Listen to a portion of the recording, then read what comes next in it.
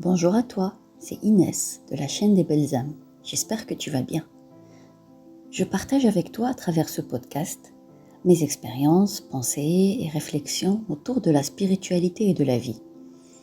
Et surtout ma profonde croyance qu'il est possible de faire de ce monde un monde d'amour et de bienveillance. Il suffit de le diffuser autour de nous. L'épisode d'aujourd'hui t'aidera à mieux faire face à ton propre bourreau. Et je me suis beaucoup inspirée dans ma recherche de la coach Diane Gagnon. Même si beaucoup ont tendance à pointer les autres pour leurs malheurs ou leurs problèmes, le pire bourreau dans notre vie, c'est souvent nous-mêmes. Je te donne des indices. Tu es ton propre bourreau lorsque tu dis oui aux autres sans même te demander si tu as envie de dire oui. Et donc tu dis non plus souvent à toi-même qu'aux autres. Tu fournis encore un effort supplémentaire alors que tu es épuisé, vidé. Tu rétrécis des heures de sommeil pour répondre aux attentes que l'on attribue aux autres. Patrons, associés, collègues, enfants, parents, conjoints, obligations, travail, activités, etc. Tu dépenses autant ou plus que ce que tu gagnes, t'obligeant ainsi à maintenir un rythme de travail presque inhumain pour répondre à tes faux besoins. Tu te conformes aux attentes des autres en niant tes propres besoins. Tu ne prends pas soin de toi, de ton corps, de ton âme, de ta conscience. Tu t'efforces d'être gentil avec ceux qui ne le sont pas envers toi. Tu tolères des comportements inacceptables de la part des autres sans rien dire pour ne pas créer de conflit ou par peur de ne plus être aimé. Tu ne prends pas soin de tes propres traits de personnalité qui peuvent causer problème ou déranger. Tu ne prends pas soin de ta santé, de ton hygiène de vie, te faisant passer en dernier dans la liste de tes priorités. Tu restes dans une dépendance malsaine envers d'autres personnes. Tu fais tout pour les autres et tu t'oublies. Tu te demandes davantage de toi que ce que tu peux offrir, oubliant que l'on ne peut offrir à l'autre ce que l'on ne peut pas se donner à soi-même. Tu n'exprimes pas tes besoins, tes émotions. Tu refoules tes émotions, tes réactions ou tout comportement que l'on t'a appris comme étant indésirable. Tu emmagasines dans ton corps tous ces nœuds qui bloquent ton énergie vitale. Tu passes plus de temps dans ta tête que dans ton cœur. Tu te valorises d'être toujours occupé, de travailler fort, de ne pas avoir une minute à toi. Tu ne t'accordes jamais de moments de repos, de solitude, de détente, de recueillement, de silence.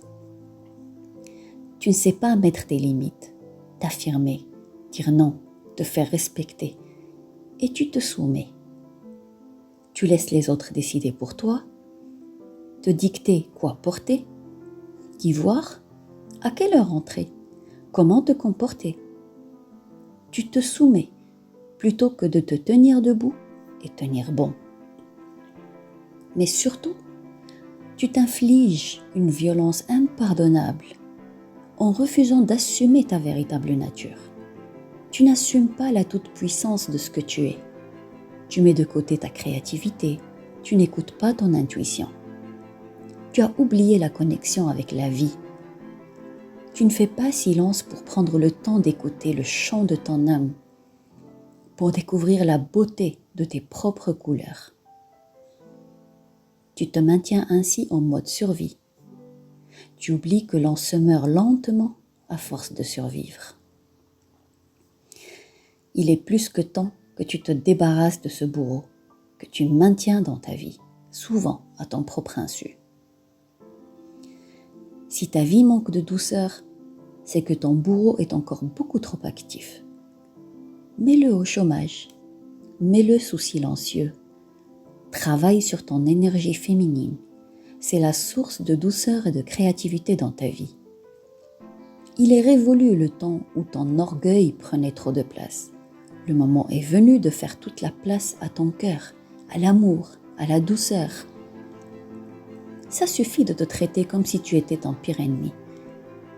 Tu dois prendre soin de toi au moins autant que tu prendrais soin de ton meilleur ami. Tu peux faire la liste de tous ces moments où tu manques cruellement d'amour envers toi-même et décider un par un de les transformer en gestes d'amour envers toi. Il faut prendre du temps pour toi, pour t'arrêter, t'observer, observer tes comportements automatiques, en autopilote, et remettre en question tes actions, tes décisions. Avant chaque prise de décision, avant chaque action, demande-toi pourquoi tu t'apprêtes à faire ce choix, à poser ce geste. Avec cette nouvelle vigilance constante, tu en viens à débusquer les moments où le bourreau est à l'œuvre, incognito, parfois depuis des dizaines d'années ou plus. L'ère du bourreau intérieur est révolue. C'est ainsi que tu crées la fin de l'ère du bourreau extérieur. C'est maintenant l'ère de la douce sagesse, où tu apprends à être bon envers toi-même et à répandre cette bonté dans le monde. C'est le temps de t'aimer. Lorsque tu es ton propre bourreau, cela peut être un signe que tu as une voix intérieure critique ou que tu es trop dur avec toi-même. Cela peut conduire à des sentiments d'insécurité, d'anxiété et de dépression. Voici quelques conseils pratiques pour faire face à cette situation. Prends le temps de remarquer quand tu as des pensées négatives ou critiques envers toi-même. Identifie ces pensées et essaie de les remplacer par des pensées positives. Apprends à te traiter avec gentillesse et compassion, comme tu le ferais avec un ami ou un être cher. Encourage-toi, félicite-toi pour tes réussites et sois bienveillant envers toi-même lorsque tu fais face à des échecs. Personne n'est parfait. Tout le monde fait des erreurs. Apprends à te pardonner pour tes erreurs et à te concentrer sur ce que tu peux faire pour améliorer les choses à l'avenir. Prends le temps de prendre soin de toi. Fais des activités que tu aimes, les promenades en nature, la lecture, des activités créatives. Prends soin de ton corps en faisant de l'exercice, en mangeant bien et en dormant suffisamment.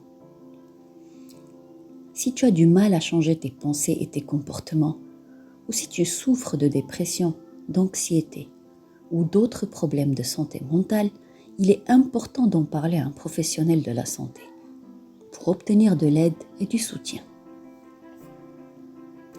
Enfin, il est important de se rappeler que le changement prend du temps et des efforts constants. Sois patient avec toi-même et continue à travailler sur toi avec amour, douceur et bienveillance. C'est la fin de cet épisode. J'espère que tu as passé un moment agréable en ma compagnie. Si tu as aimé cet épisode, n'hésite pas à le liker et à me laisser des commentaires. Je te souhaite une agréable journée ou soirée et te dis à très vite, belle âme. Avec tout mon amour, Inès.